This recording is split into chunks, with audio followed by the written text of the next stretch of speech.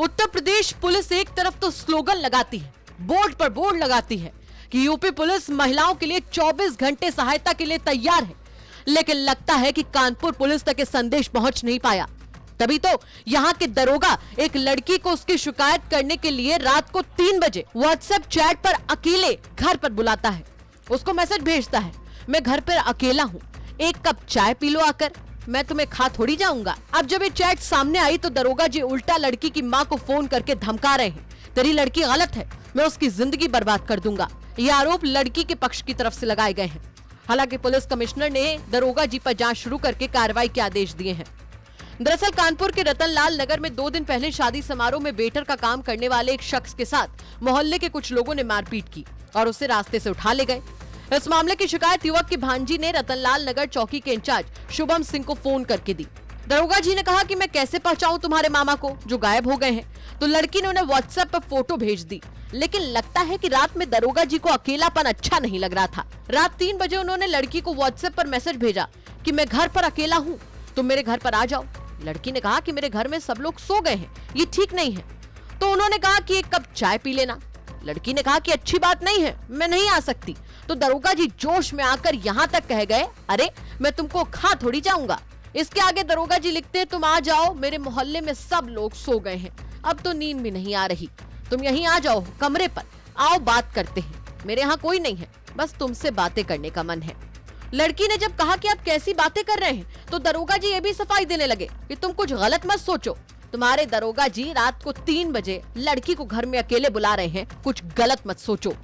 लड़की की chat viral हो गई। जो पुलिस सुबह से मामले को दबाए बैठी थी वो भी एक्शन में आ गई। पुलिस कमिश्नर बीपी जोगदंड को जब हमने इस मामले की जानकारी दी तो उन्होंने तुरंत एडीसीपी साउथ अंकिता शर्मा को मामले में एक्शन के आदेश दिए। इस मामले में एडीसीपी अंकिता शर्मा का क्या कुछ कहना है, पहले आप वो सुन लीजिए।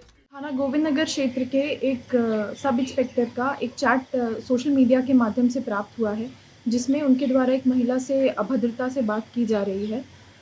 इसमें प्रथम दृष्टया जांच से आरोपों की पुष्टि हो रही है, जिसकी वजह से प्रारंभिक जांच सब इंस्पेक्टर के अगेंस्ट की जा रही है और सब इंस्पेक्टर को डीसीपी साउथ सर के द्वारा सस्पेंड भी कर दिया गया है। इस पूरे मामले में आवश्यक वैधानिक कार्रवाई कानपुर नगर पुलिस के द्वारा की जा रही है। वही मामला इतना बड़ा था तो यूपी तक भी उस लड़की के पास पहुंचा जिसके साथ दरोगा जी की चैट वायरल हो रही थी।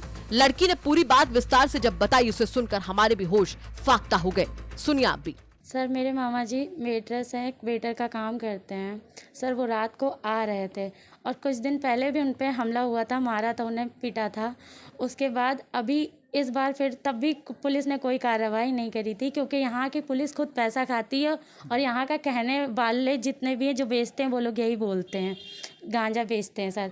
और उन्होंने मेरे मामा को मारा पीटा, उठा ले गए, जिसकी सूचना मैंने यहाँ के थाना मतलब इंचार्ज को, चौकी इंचार्ज को दी।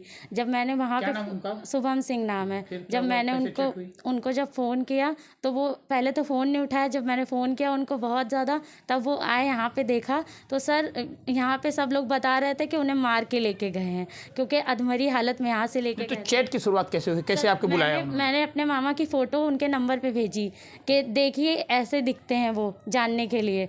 तो उन्होंने फिर उसके बाद बात ख़त्म हो गई। मैंने उसको फिर मैं जब वहाँ पे गई थाने में तो मैंने वहाँ पे रोक लिया गया हम लोगों को थोड़ी देर के लिए। तो मैंने इसलिए चैट के उनसे सिर्फ एक मैसेज किया कि सर प्लीज़ कंफर्म कर दीजिए।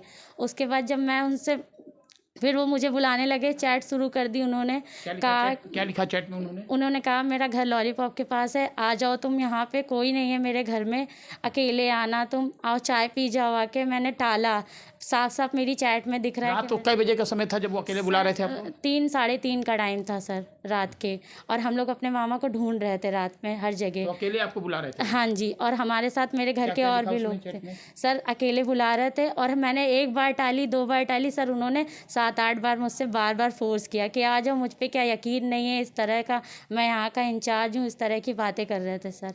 और मैं टालती रही, फिर भी उन्होंने, फिर उसके बाद सुबह मैंने फिर फ़ोन किए 20 बार, तब भी उन्होंने कॉल नहीं उठाया। अब आप क्या स्थिति है, आपने इसी की कोई कंप्लेन की किसी से? आपको क्या लगता है उनकी नीयत गलत थी? जी सर, उनकी चैट में पूरा दिख रहा है नीयत गलत है। और हम मुझसे ये कह रहे हैं, अगर तुमने मेरी मम्मी को धमका रहा है, अगर तेरी लड़की अभी भी नहीं रुकी तो मैं तेरी लड़की को बताऊंगा, तुम लोगों को यहाँ रहने नहीं दूंगा, इस तरह के सर कंप्लेन कर रहे हैं, वो बोल रहे हैं। गंदी गंदी बातें और मुझे गालियां दे रहे हैं गंदी गंदी। सर ये सब कर रहे हैं वो। तो आपने इससे किसी कंप्लेन की, क्या चाहते हैं क्या होना चाहिए? सर उनके साथ कार्रवाई होनी चाहिए, कानूनी कार्रवाई ज़रूरी है, क्योंकि कानून पे भी तो ज़रूरी है जो इस तरह का अगर कोई काम करे तो। सर मेरे साथ ऐसा हुआ है, हम नहीं चाहते कि दोबारा ऐसा कुछ भी हो, तो सर प्लीज़ इसके लिए मैं चाहती हूँ। जांच होगी, फैसले होंगे, लेकिन जो चैट वायरल हो रही है उसका जवाब कौन देगा? कौन देगा इसका जवाब कि आधी रात में लड़की के नंबर पर ऐसे मैसेज क्यों और कैसे भेजे जा रहे थे? पुलिस पर भरोसा करके जनता इंसाफ मांगने पहुंचती है। अगर पुलिस का चेहरा ऐसा होगा तो किस पर भरोसा करेगी आम जनता? सवाल कई हैं, जिसका जवाब कौन देगा पता नहीं। कानपुर से रंजन सिंह की रिपोर्ट, यूपी तक।